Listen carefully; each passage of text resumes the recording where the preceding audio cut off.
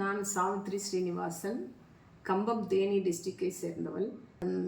அம்மன் செய்வது எப்படி என்ற போட்டி திருமதி கோவை புவனா அவர்கள் வைத்துள்ளார்.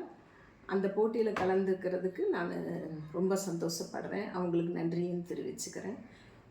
மஞ்சளில் பிள்ளையார் செஞ்சு சாமியை கும்பிட்டுட்டு தீபம் ஒன்று விளக்கி ஏற்றி வச்சு அதுக்கப்புறம் தான் செய்ய ஆரம்பிச்சிருக்கேன்.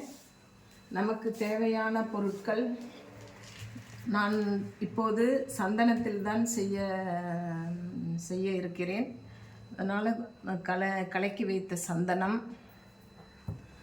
கண்ணுக்கு கருப்பு நூல், ப்ரஷ், கருப்பு பெயிண்ட், சாந்து, வாய்க்கு சாந்து, வெள்ளை சாந்து, கம்மல் 2 ஜோடி எடுத்து வச்சுருக்கேன்.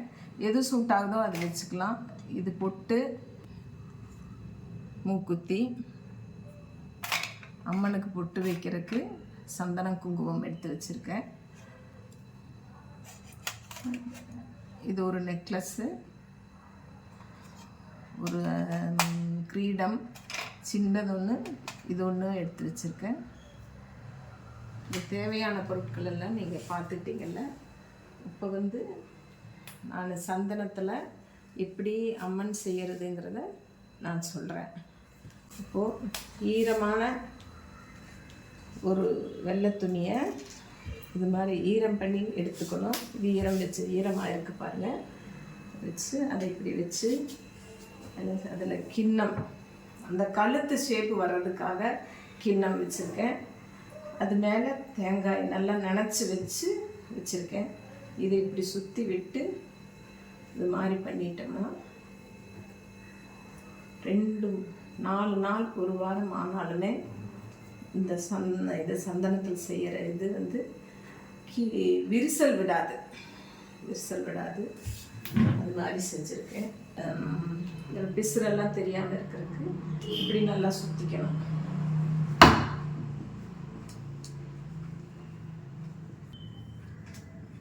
இப்படி இருக்கும்போது இது முகம் இந்த இடத்துலையும், கழுத்து இந்த இடத்துலையும், நெத்தி இந்த இடத்துல வச்சு நம்ம கிரீடம் வைக்கிறதுக்கு நம்ம சரியாக இருக்கும். நம்ம கஷ்டப்பட வேண்டியதில்லை. மஞ்சளில் செஞ்சுட்டு நம்ம அதை இப்படி வைக்கிறதுக்கு முடியாமல் வச்சுருக்கேன். நான் இந்த பீடல் ரெடி பண்ணி வச்சுருக்கேன். இது மாதிரி வச்சிடலாம். நமக்கு ஈஸியாக இருக்கும். அப்பப்போ நமக்கு கை வலிச்சாலும் இப்படி வச்சுட்டு செய்யலாம். நம்ம இது ரெடியான பிறகு இது மாதிரி ஒரு துணியை எடுத்து கொஞ்சம் சந்தனத்தை இதில் வச்சு இப்படி சுற்றி விட்டு நல்லா ட்விஸ்ட் பண்ணிவிட்டு இந்த பக்கம் அந்த பக்கம் நல்லா ட்விஸ்ட் பண்ணிவிட்டு இப்படி வச்சு கட்டிட்டோம்னா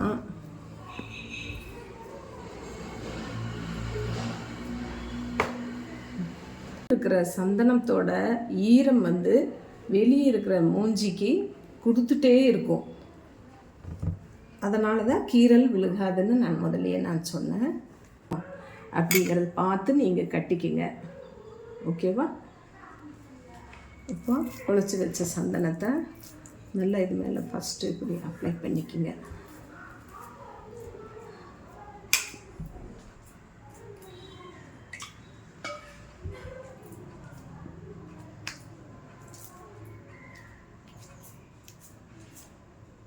எப்போவுமே நம்ம அந்த ஃபேஸை 3 நம்ம டிவைட் பண்ணி மெஷர் பண்ணிக்கணும்.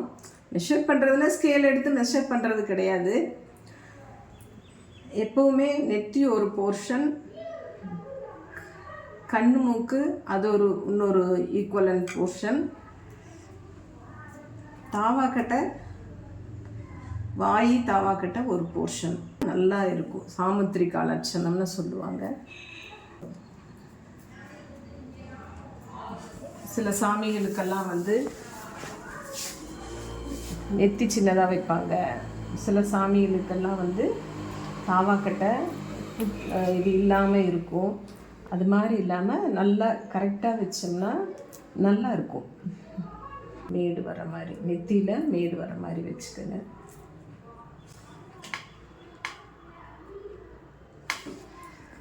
இந்த போர்ஷனில் மூக்கு வச்சுக்கணும்.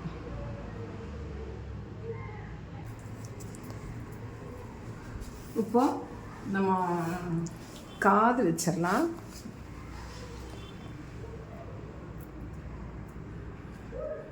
அம்மனுக்கு காது வச்சிடலாம்.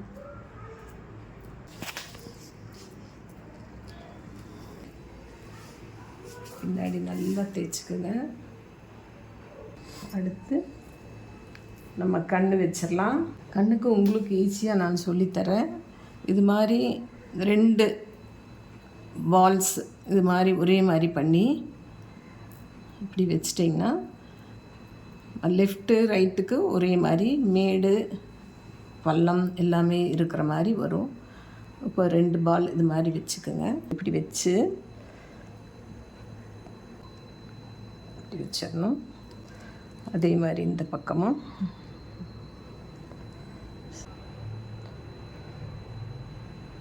அடுத்து நம்ம சீக்ஸ் வச்சுக்கலாம்.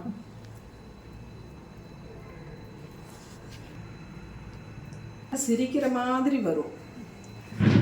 நீங்களே கண்ணாடி முன்னாடி நின்றுட்டு சிரித்து பாருங்கள். உங்கள் சீக்ஸ் மேலே தூக்கி இருக்கும்போது சிரிப்பு இருக்கும், புன்னகை இருக்கும். அது மாதிரி தான் அது. அம்மனுக்கு அதை இது சந்தனத்தை எடுத்து அப்பிட்டு பண்ண ஆரம்பிக்கணும். 2 பக்கம் சீக்ஸ் நம்ம வச்சுட்டோம்.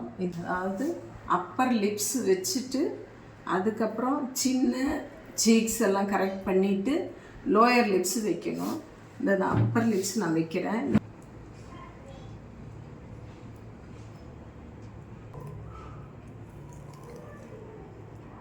வச்சு வைக்கணும். தாவாக்கட்டையெல்லாம் கரெக்ட் பண்ணிவிட்டு கொண்டு எடுத்துட்டு இந்த லோயர் லிப்ஸ் நீ வைக்கணும். நம்ம இதுதான் வந்துடுச்சுங்களா. இப்போது தாவாக்கட்டையும் வந்துடுச்சு. சீக்ஸ் எல்லாம் நல்லா இருக்குது. அதை நல்லா கரெக்ட் பண்ணிக்கலாம். நம்ம தொட்டு பாருங்கள். அந்த அலங்காரமே இல்லாமல் நல்லா சிரிச்சிட்ருக்கு இல்லைங்களா.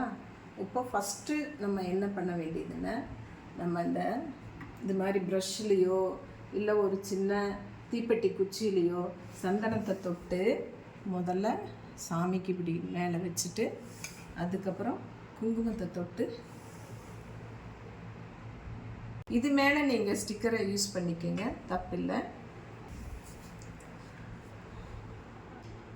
புருவத்துக்கு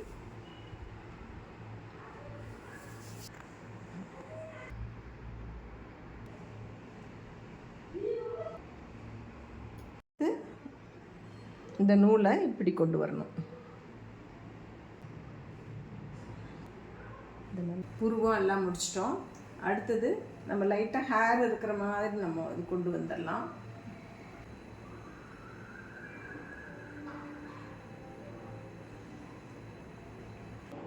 இப்படி மேலே எடுத்து விட்டுடலாம். இப்போ சிகப்பு சாந்து எடுத்து இந்த லிப்ஸுக்கு வரைஞ்சிக்கலாம்.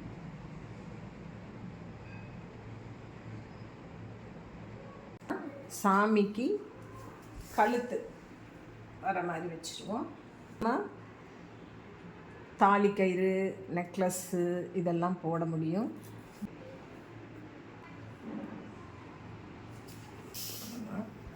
இந்த பீடகத்தில் இப்படி வச்சு விட்டுடலாம். வச்சு பாருங்கள். கம்மல் வச்சாச்சு.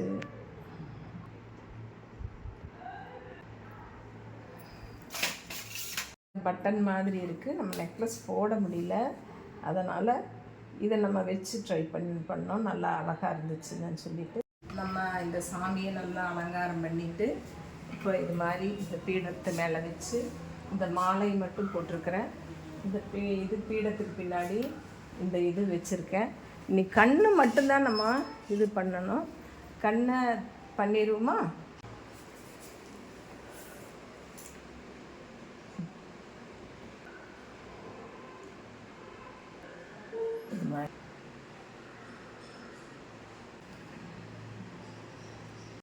சாமிக்கே கண்ணு படுது. அதனால் ஒரு சின்ன திஷ்டி போட்டு வச்சுருவோம். அலங்காரம் முடிஞ்சிருச்சு. எல்லாம் பார்த்து எப்படி இருக்குன்னு சொல்லுங்கள். நன்றி, வணக்கம்.